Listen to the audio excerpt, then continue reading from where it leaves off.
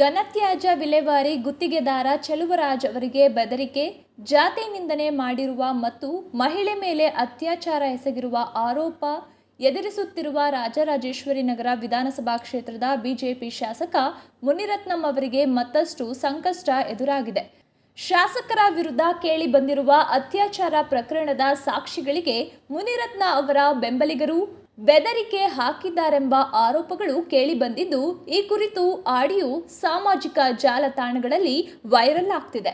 ಮುನಿರತ್ನ ವಿರುದ್ಧ ಸಾಕ್ಷಿ ಹೇಳಿದರೆ ಮನೆಗೆ ಬೆಂಕಿ ಹಚ್ಚುತ್ತೇವೆ, ನಿಮ್ಮ ವಂಶವೇ ಇರದಂತೆ ಮಾಡುತ್ತೇವೆ ಎಂದು ಬಿಜೆಪಿ ಕಾರ್ಯಕರ್ತೆ ಸುನಂದಮ್ಮ ಎಂಬುವರಿಂದ ಬೆದರಿಕೆ ಹಾಕಲಾಗಿದೆ ಎಂದು ಆರೋಪಿಸಲಾಗಿದೆ.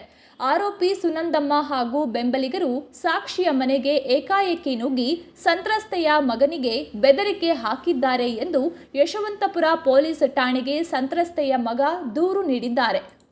ಯಶವಂತಪುರ ಪೊಲೀಸರು ಪ್ರಕರಣ ದಾಖಲಿಸಿಕೊಂಡಿದ್ದಾರೆ. ಶಾಸಕ ಮುನಿರತ್ನಂ ಮಹಿಳೆಯೊಬ್ಬರ ಮೇಲೆ ಅತ್ಯಾಚಾರ ಎಸಗಿದ್ದಾರೆ ಎನ್ನುವ ಪ್ರಕರಣದಲ್ಲಿ ಕಗ್ಗಲಿಪುರ ಪೊಲೀಸ್ ಠಾಣೆಯಲ್ಲಿ ಎಫ್ಐಆರ್ ದಾಖಲಾಗಿದೆ. ಕೋವಿಡ್ ಸಮಯದಲ್ಲಿನ ಸಾಮಾಜಿಕ ಸೇವೆಯನ್ನ ಗುರುತಿಸಿ ಮುನಿರತ್ನ ಮಹಿಳೆಗೆ ಕರೆ ಮಾಡಿದ್ರು ಎಂದು ಹೇಳಲಾಗಿದೆ. ಅದರಂತೆ ಭೇಟಿಯಾದ ಸಂತ್ರಸ್ತೆ ಹಾಗೂ ಮುನಿರತ್ನ ನಡುವೆ ಆತ್ಮೀಯತೆ ಬೆಳೆದಿತ್ತು. ಆಗಾಗ ವಿಡಿಯೋ ಕಾಲ್ ಮೂಲಕ ಮಾತನಾಡುತ್ತಿದ್ದರು. ದಿನ ನಗ್ನವಾಗಿ ವಿಡಿಯೋ ಕರೆ ಮಾಡುವಂತೆ ಒತ್ತಾಯಿಸಿದಾಗ ಸಂತ್ರಸ್ತೆ ನಿರಾಕರಿಸಿದ್ರಂತೆ.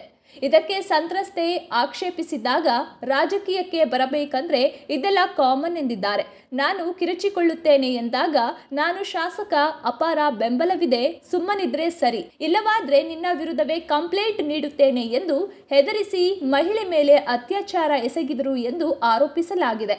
ಅತ್ಯಾಚಾರದ ಬಳಿಕ ಈ ರೂಮ್ನಲ್ಲಿ ಸೀಕ್ರೆಟ್ ವಿಡಿಯೋ ರೆಕಾರ್ಡ್ ಇಟ್ಟಿದ್ದು ಎಲ್ಲ ದೃಶ್ಯಗಳು ಸೆರೆಯಾಗಿದೆ. ನಿನ್ನ ವಿಡಿಯೋ ಎಡಿಟ್ ಮಾಡಿ ಹಂಚುತ್ತೇನೆ, ಹೇಳಿದಂತೆ ಕೇಳಬೇಕು ಎಂದು ಹನಿ ಟ್ರ್ಯಾಪ್ ಮಾಡುವಂತೆ ಹೇಳಿ ನನ್ನನ್ನ ಬಳಸಿಕೊಂಡರು ಎಂದು ಸಂತ್ರಸ್ತೆ ಎಫ್ಐಆರ್ನಲ್ಲಿ ಉಲ್ಲೇಖಿಸಿದ್ದಾರೆ.